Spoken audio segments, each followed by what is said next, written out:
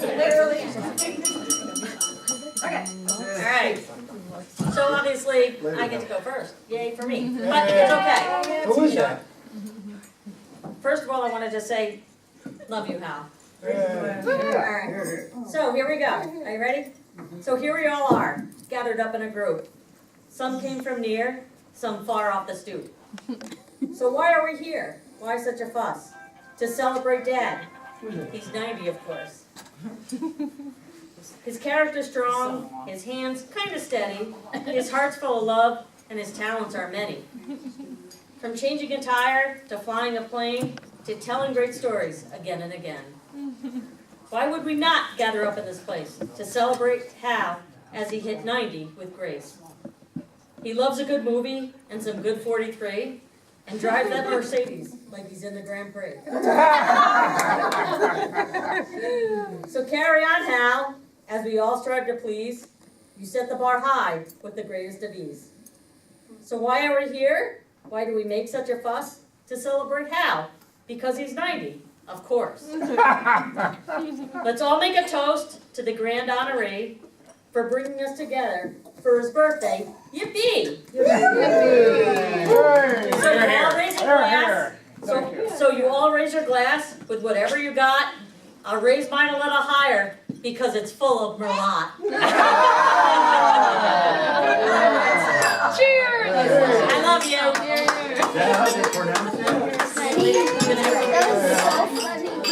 Turn here, Dad. Nancy, if you want to tell that story, you can tell. Okay, yeah, I think someone's going to be up next. What story? That was very nice, thank you. Great punchline, Nancy. No, that Merlot story. Yeah, I know. We got to tell that Merlot story. Do you have it written out? Yes. Okay, gonna stand right up here. Yep. Okay. Right. Leo's driving. Oh, if you have that, you can put that up there.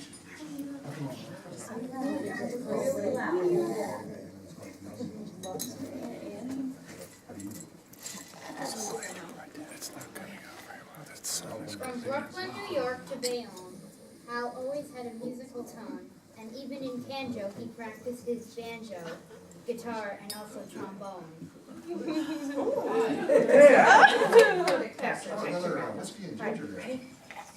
Come on over here so Grandma can hear you better. Okay, just do your loudest voice. Okay, start again. Yes, start from the beginning. From Brooklyn, New York to Bayonne, Hal always had a musical tone, and even in Canjo he practiced his banjo, guitar, and also trombone.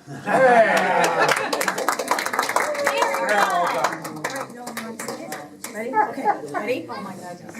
Ready?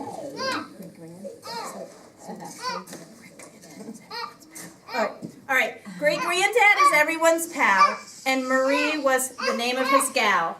And now we are told he's 90 years old, so 3 cheers for you today, Hal. Yay! Who wrote that? Hal really knows how to fly, and often can be found way up high. In a blimp, chopper, or jet, or a radio-control airplane set, he is always at home in the sky.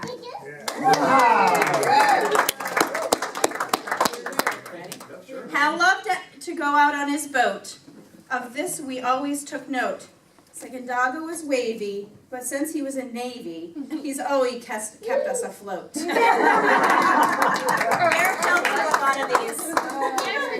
Awesome. Yay! In case you didn't hear, Eric is on his way. He was shooting a wedding today. That rhymed. That was actually pretty good. You mean photography? You mean taking pictures at a wedding? He's shooting a wedding. Yes, he's shooting those That's people. not really All right, we got it here. politically correct. Okay. You said the yes word. I'm going to read my dad. In the air, on the water, below deck, behind a camera, in a crawl space, under the hood, inside a machine, thinking it through, keeping high standards, atop a ladder, watching over us all. Thanks, Dad. for providing us a safe, loving place to live.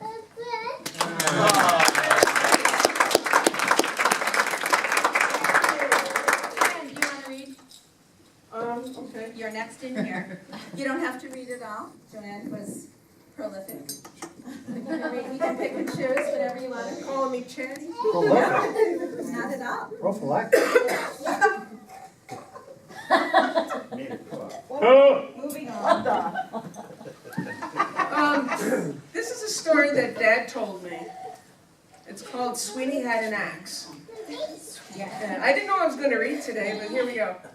When he was a boy, he lived with his mother's parents, the Arnolds, on their farm in rural Bow, New Hampshire around 1938. His grandfather was called Sweeney, and I think there wasn't any electricity in that house, is that right? There was no electricity. They used an outhouse and a chamber pot. He had to walk far to school. He was taught to keep the fox and the rats away from the chicken coop. Sweeney had an axe. That's the second paragraph. It was used to chop the trees to make the firewood, to keep the hearth going, the hearth fire going in order to keep the house warm, to heat the bath water, to cook their food. It was used to kill the chickens for dinner, for woodworking, protection, and so on. Your survival depended on having an axe. Harold was told never to use Sweeney's axe. Sweeney and Harold were walking in the woods when Harold found an axe blade on the ground. It was better than Sweeney's. It was bigger and heavier. I made that part up, I don't know. It was better. It was better. Right. When Sweeney learned that Harold discovered a better blade than what he had, he did not swipe the blade from him in the interest of making his own work easier. He did not assume that this boy didn't need or deserve such a find. He said, "Good, now you have an axe blade." Harold was stunned by his unassuming comment. He felt like Sweeney was treating him like a grown man. Harold had not thought of keeping the blade for himself. He thought that Sweeney, of course, should have this superior axe blade. Harold said to Sweeney, "No, I want you to have it." Sweeney was as touched by Harold's gesture as Harold had been by Sweeney's. Sweeney accepted the axe blade. "Thank you, Harold. This is a fine blade. Now we'll look for a good tree and cut the wood to make a strong axe handle." To Harold's surprise, Sweeney handed him his own axe and said, "Now this is yours." Harold had expected nothing in return. Harold proudly accepted the axe that Sweeney had used for the survival of his wife and himself. Harold never forgot Sweeney's kindness or how important certain things are when life is hard. And then I ended with, "Dad has been my hero. I've always tried to be like him."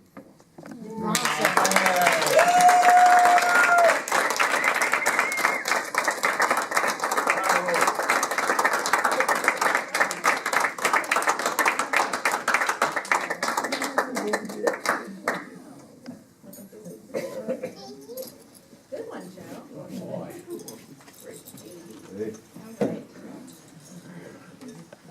All right. So, True story, huh? Kevin read something. Oh, Kevin. Oh, boy. Oh, Uh-oh. this is a Here we funny. go. Hold on to your seat. This is a funny. I got to Talk look about at this these first. ahead of time. Uh-oh. Come here. Oh, yeah. Oh, it is? Yeah, you can tell. I understand it's too good story. Oh, I know. Wait, Can we hear them both? I think you are. I can hear them both. All right. Dad was a wealth of knowledge. He taught Brian and I and Paul and Dad many things, and Joe. But particularly, when Dad would, well, back when we were in high school, Dad got Brian and I a car. It was an old '62 Cadillac he got from Beechna. It was one of the old limousines, correct, Dad? That we used to have. I think it was one of the old limos. He used to pick Dad up, bring him to Oh my gosh. bring him to work or whatever. Anyway, we inherited that thing. So one day Dad says, "Hey, Brian and Kevin, let me show you how to change the oil in this thing." Remember that, Dad? In the middle of the winter, we go out, we throw some cardboard or something underneath the car, we all climb under, 3 heads, he goes, right here is the nut for the oil, case. Cranks that open, we got a big container, we dump all the oil out. We all climb out, Dad goes, hey, just dump it behind the garage in the snowbank. Whatever. I dump it in the snowbank. He goes, all right, close that back up, take the oil filter off, put a new oil filter on, open up the hood. He says, now we gotta add more oil, so it takes 6 quarts of oil, so we put 6 quarts of oil in the thing. He goes, all right, now we have to test drive and make sure it's all lubricated. So the 3 of us get in the car, drive down Walnut Street, go around at Seagull, come back up Route 10, back up Walnut. We get halfway up Walnut Street, the thing starts bucking and knocking and smoking. We're making a huge mess. We pull up in the driveway, he goes, I don't know what's going on. He says, it shouldn't be smoking like this. So he walks over to the snowbank and he looks at the oil that was poured in the snowbank and it's bright red. He goes, oh, Jesus, I think we drained the transmission oil. Needless to say, we had no transmission oil in the car, and 12 quarts of oil in a 6-quart car. We climbed back underneath, we found the transmission was right next to the oil. We haven't made that mistake twice, but we did learn a valuable lesson. So, Yes. Is that a true story, Dad? Did that really happen? so needless to say, whenever I change my oil, I do make sure I double check and make sure I got the right. So thanks for the lesson, Dad. All right. Good story. I have a different story, All right, you're up. because I was there. All right. Thanks for all the lessons, Dad. Yeah, okay. Here we go. It's over here. All right, well, let me correct the record right away. Dad did not get us the car, it became our car because I wrecked it.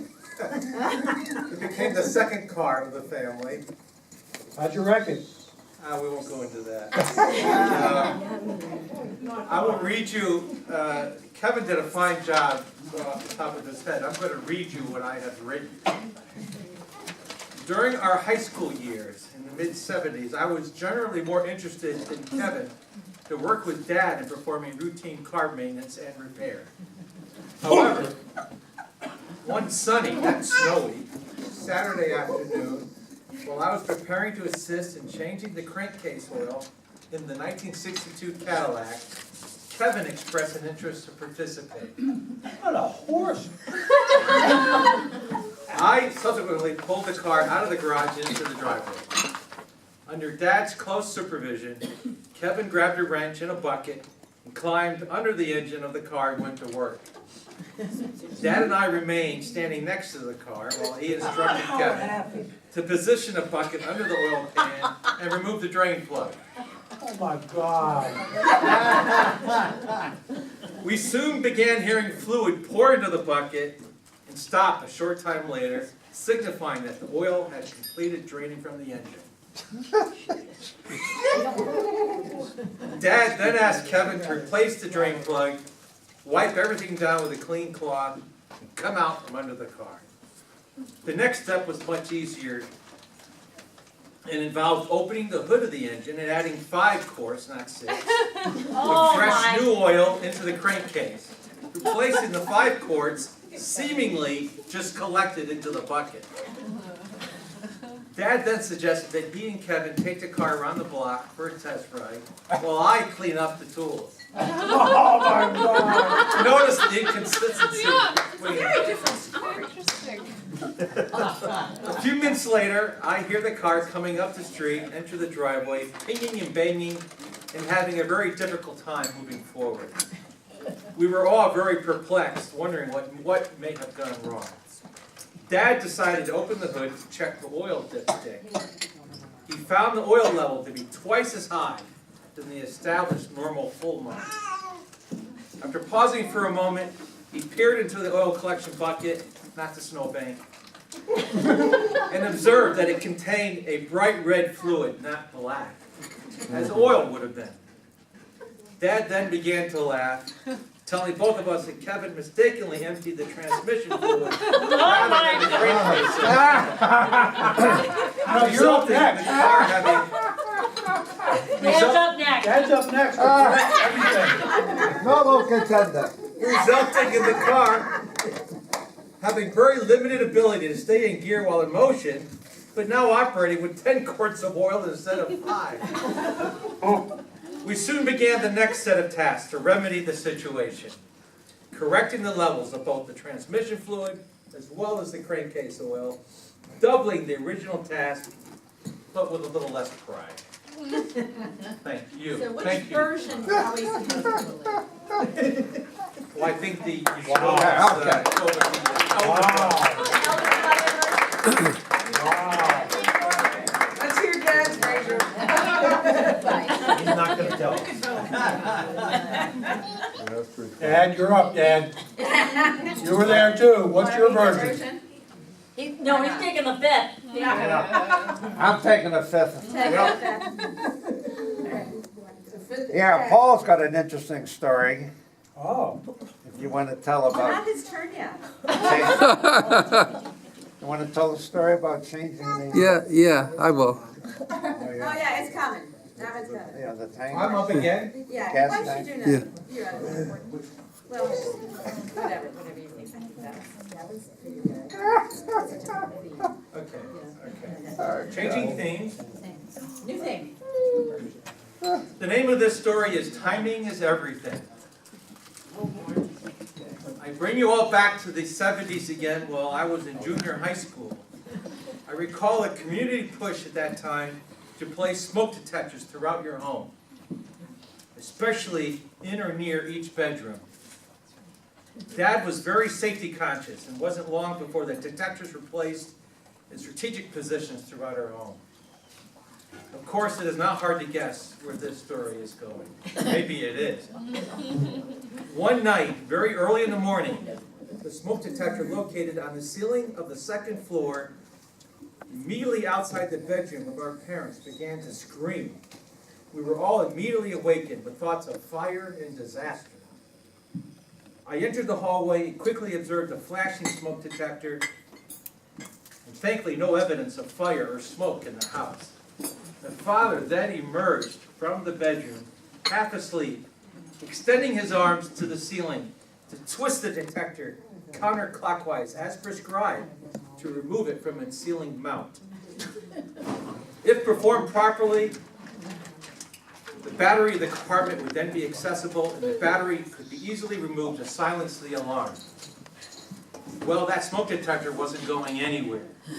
Dad struggled to twist the body of the detector counterclockwise, then clockwise, then counterclockwise again, while the alarm continued to screech.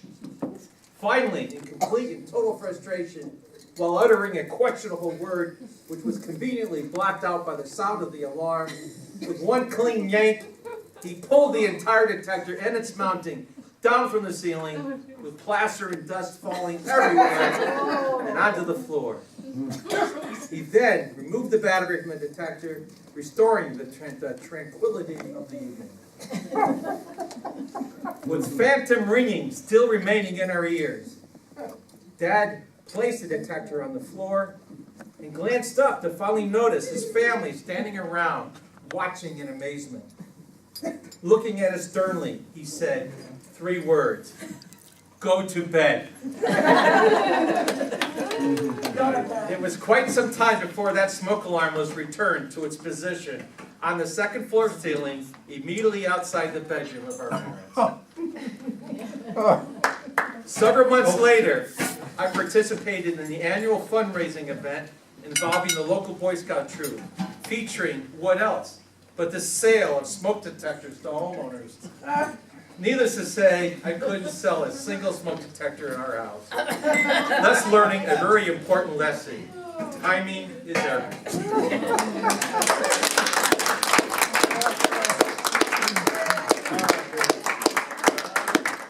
Let me tell you how the story really went.